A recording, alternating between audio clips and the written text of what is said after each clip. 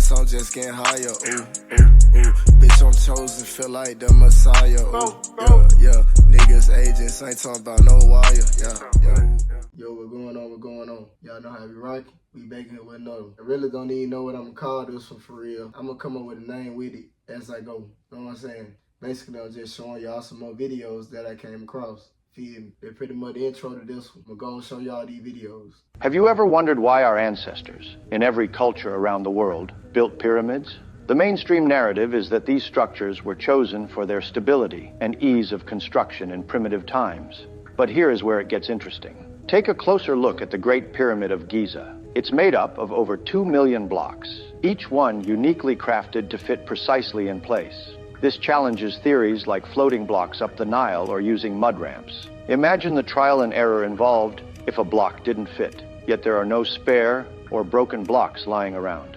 What's even more fascinating is that the Great Pyramid encodes significant mathematical and astronomical knowledge. From its dimensions, you can calculate the Earth's circumference, distance to the moon, and even the speed of light. So how did ancient civilizations achieve such precision, and why did they build these pyramids? The emerald tablets speak of manifesting solid matter using cymatic frequencies and photons. And recent experiments have proven this to be possible on a much smaller scale. It is understood that Thoth manifested pyramids across the world to be used as power plants. Many of these pyramids sit on top of aquifers, which allow for the pyramid to generate physiostatic electricity. So what did Thoth use this electricity for? So y'all heard it, right?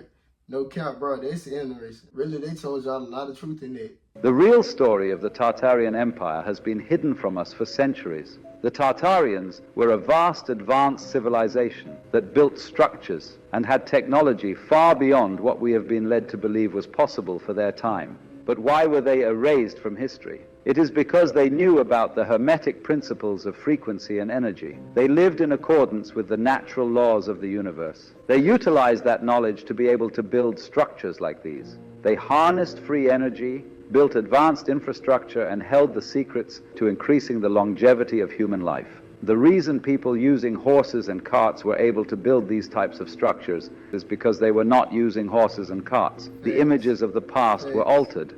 Tartarians used these laws of the universe, frequencies and vibrations, to shift to the dimension above.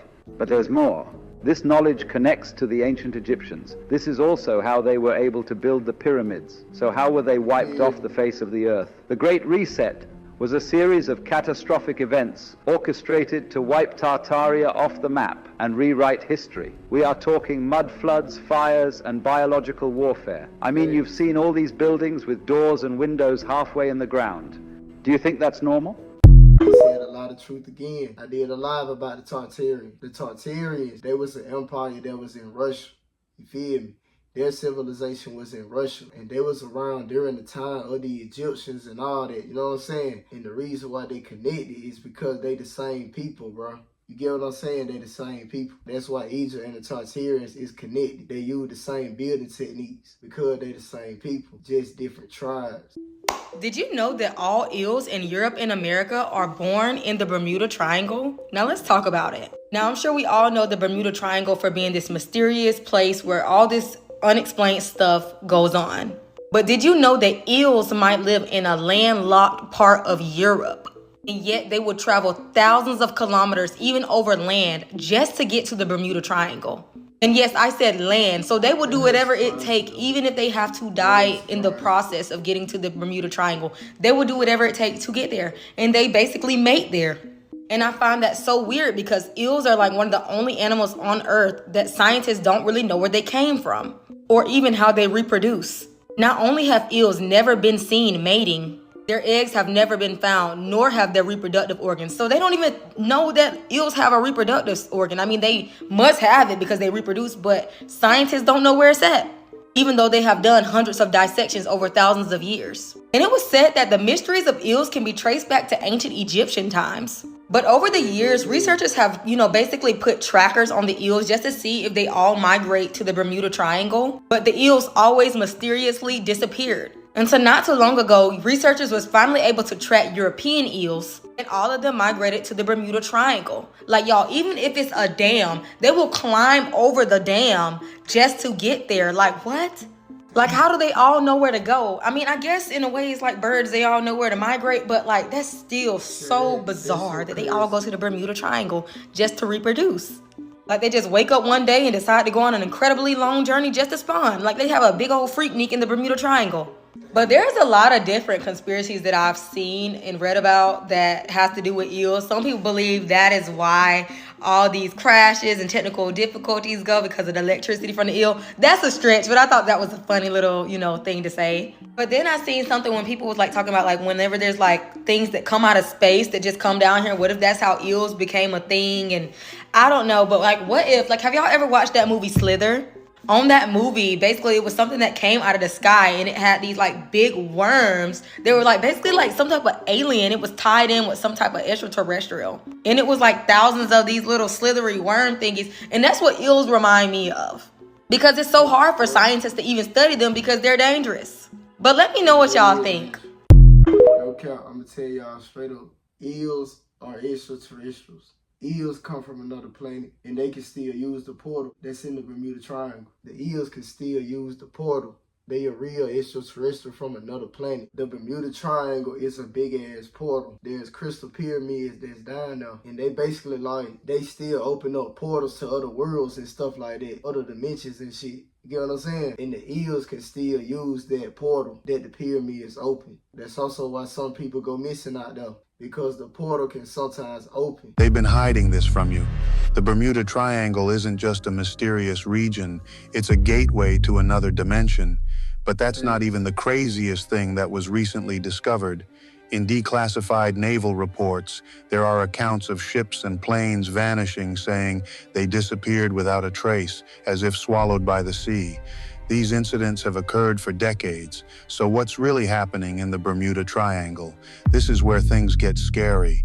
In recently uncovered documents from a top-secret military project, it said that the Bermuda Triangle is not just a danger zone, but a portal created by an advanced ancient civilization known as the Atlanteans. The documents specifically mentioned that the Atlanteans, who had mastered interdimensional travel, established the Bermuda Triangle as a gateway to another realm, which has since become unstable and causes the mysterious disappearances. However, once the Atlanteans disappeared, the technology behind the portal was lost, and the true nature of the Bermuda Triangle was concealed to prevent widespread panic and exploitation. This explains why so many ships and planes have vanished without explanation, and why the Bermuda Triangle remains one of the world's most enigmatic mysteries. It's true. That is true. The Bermuda Triangle, bro, there is big-ass pyramids that's down there, and they open up portals to other worlds. The eels use them. Other creatures use them as well. And that portal can sometimes open. And the Atlanteans are us, bro. The Anunnaki, they the same people. The Egyptian, the Anunnaki, they are the same people. Bro, when he was showing you the Atlanteans, they even showed you pictures of the Egyptians. Bro, they the same people, bro.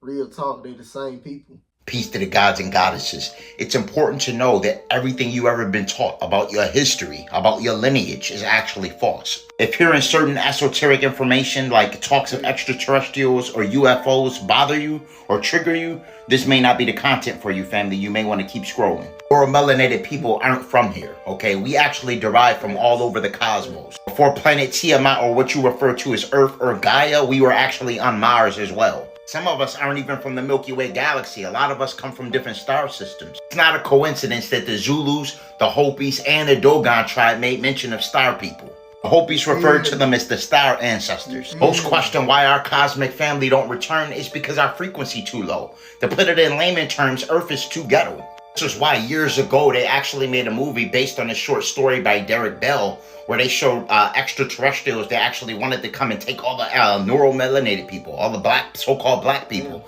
That was their objective. It's just because we actually not from here, cosmic family. We really not. There's actually a test that was conducted, right, where they ran a DNA series for several entities on a planet. All right, an orangutan came up to a DNA series of like a 3 or something like that, right? I believe an ape was like a DNA series of like a 4 and or a 5 or something like that. And every other race on the planet was like a DNA series 6. And then when they went over to Alkebalan and they actually started messing with the so-called black individuals, they found out that their DNA series was a 9. I tell you that your ancestors really had supernatural abilities. It's true. Our natural state, our symbiotic connection with the sun actually makes us very powerful. The reason we don't display the abilities of our ancestors' cosmic family is because all the machinations, all of the genetically modified organisms to harm and alter our genetic sequence, all of the chemtrails, all of the aluminum and barium, lead, cadmium, and mercury, the toxic metals. Most people aren't aware of how many neurotoxins we consume on a consistent basis. This is why our cosmic families don't return. We have to level up and ascend first mentally. This is why they only select certain individuals to give downloads to, or they actually come and adopt certain individuals. It's primarily because everyone isn't ready to actually interface with extraterrestrial biological entities. Some people that say they're ready, if they actually did encounter these entities, they would realize that they're actually not ready. You must first elevate in consciousness before you have the ability of interacting with a higher dimensional being. Yakub did all the science in our avatar, the full science of our genetic makeup, all right? And all the things that are utilized to suppress our abilities are created by Yakub. Gods and goddesses, remember, you have intrinsic metals in you, intrinsic crystals, intrinsic silvers and golds and things of that nature that you are generally composed of. So these harmful toxic metals actually have adverse effects on your natural intrinsic metals that you have. Made you aware that chlorophyll is the best component for detoxification. Chlorella in particular has a binding agent that wraps around a metal and pulls it out of the body. Remember, gods and goddesses, in ancient times, our people could fly, all right? They had the ability of defying what's called the laws of physics. As we continue to look deeper inside ourselves and ascend to higher levels of consciousness, we are returning back to that. Peace, love, and light to everyone. He know what he's talking about. He really know what he's talking about. Facts. We non-ether beings, bro. We non-ether beings for real, for real. We got non-ether hell. Non-ether hell, we non-ether beings. Facts. We built the Bermuda Triangle, bro. We built the pyramid that's in the Bermuda Triangle. We used those pyramids to open up portals. We was the Tartarians, the Egyptians, a lot of the ancient civilizations. Facts. And to be real with you, bro, you can't hide the truth forever. Facts. But that being said, it's pretty much the end of the video. Y'all leave y'all thoughts in the comments about anything, and we out. Oh, yeah. I know I'm the shit, I ain't talking about diapers, yeah. Ooh, get them out the way.